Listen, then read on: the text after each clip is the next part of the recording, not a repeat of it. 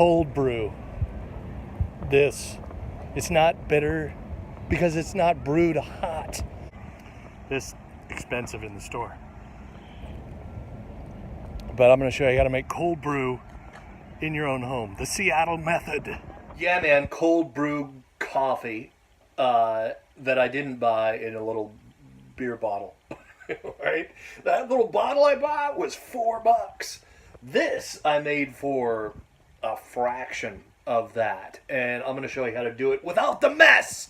All right? There's a lot of folks, there's a lot of videos on how to make cold brew, and it's messy, you know, like they're doing like a French press and they're pouring a bunch of coffee grounds in a jar, and it's just like, I could imagine the mess. Like, is it worth it, man?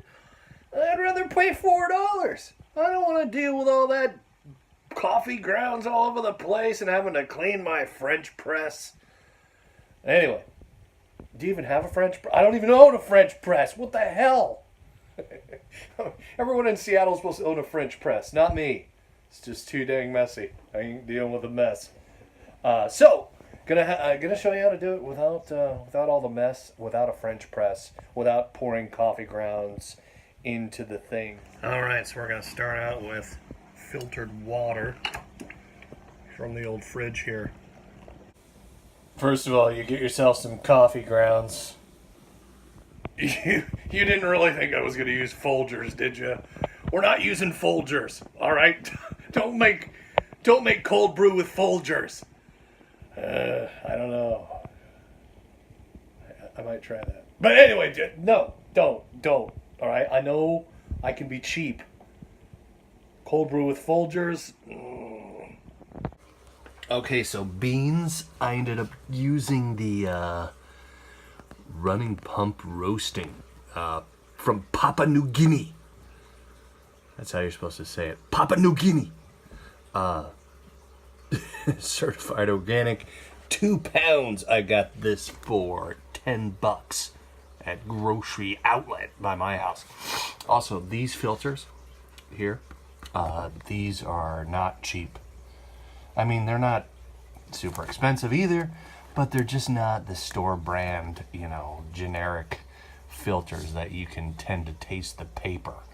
These are quality coffee filters, and there's a reason I'm using those.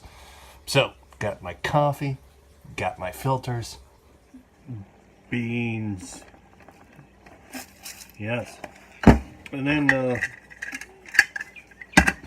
grind them up.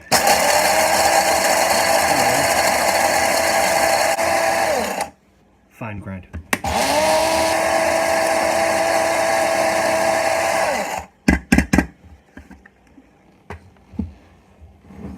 Then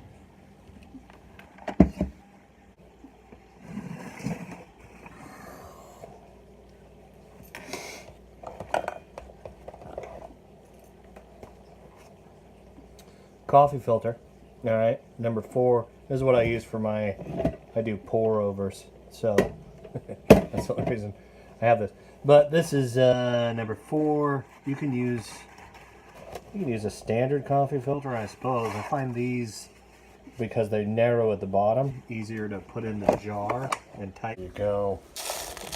You take another cup, you drop in your coffee there.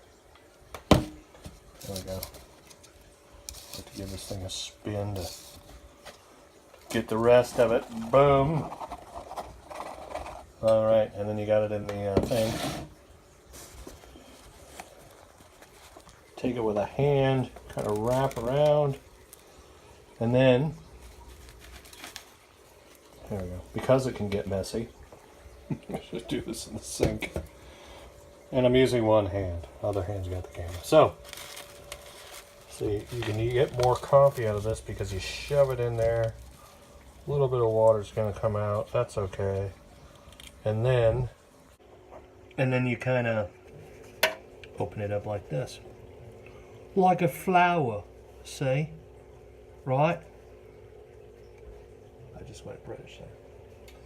Just went full British there. I don't know why. Anyway. Putting the lid back on. This is not recommended, by the way. I'm using the plastic lid.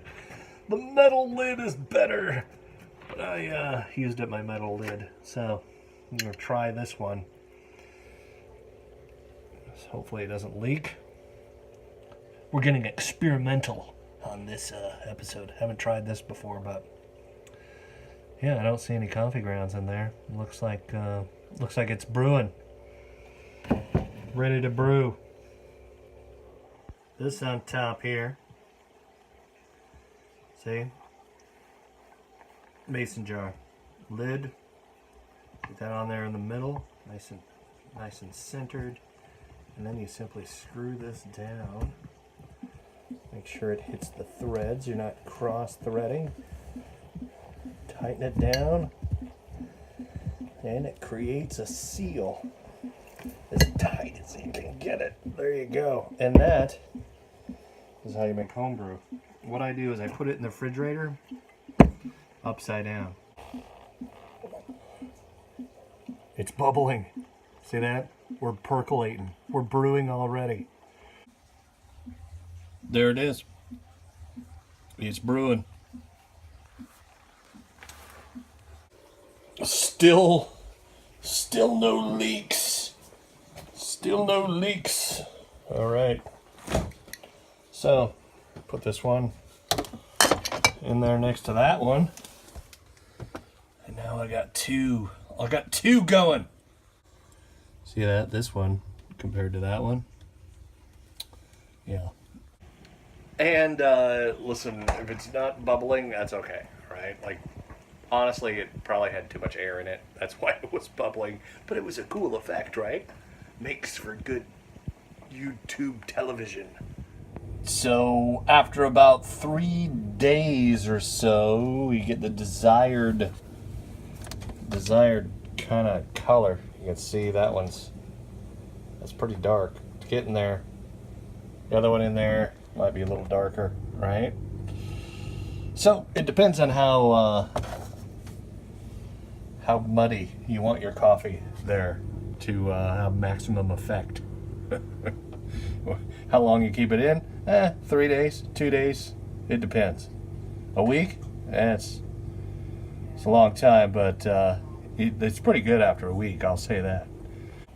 You're gonna get some dang good coffee after a week. But 3 days, pretty good too. It'll work.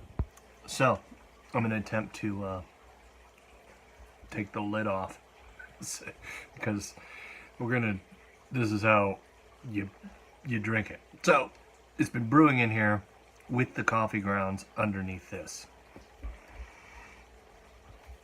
There we go. Without spilling it all over the place. Getting coffee grounds in my drink. Can he do it?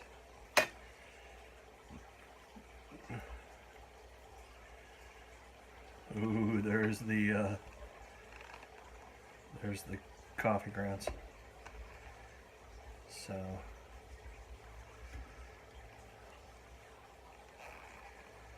all right, just kind of go along the edge. Try to make too much of a mess. Peeling it off.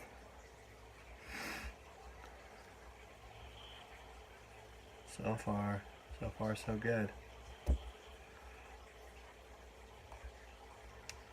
And check it out. I didn't get any coffee grounds in there. Nice.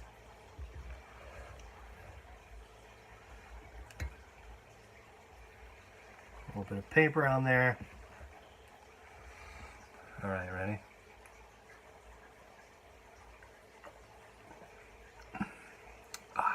Yeah, that's cold brew coffee. That's different.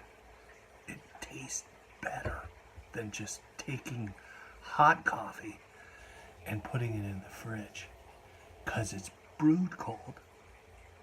Man, thanks for watching. Hey, subscribe to my channel, and here's some more stuff over here. Check that out. Later.